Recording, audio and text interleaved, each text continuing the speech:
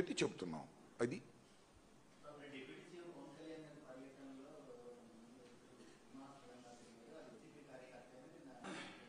తర్వాత ఇది కామెడీ. ఏంటిది? కామెడీ. పవన్ కళ్యాణ్ గారి టూర్లో ఒక అగంతకుడు ప్రవేశించాడు, అతని వల్ల ప్రాణహాని ఉంది మా నాయకుడికి, దీని మీద మీరు యాక్షన్ తీసుకోవాలి. ఎవరు తీసుకోవాలబ్బా? అంటే ప్రభుత్వం ఫెయిల్యూరా? అంటే డిప్యూటీ సీఎంకి సరైనటువంటి సెక్యూరిటీ ఇవ్వలేని దుస్థితిలో తెలుగుదేశం ప్రభుత్వం ఉందా? నా ప్రశ్న.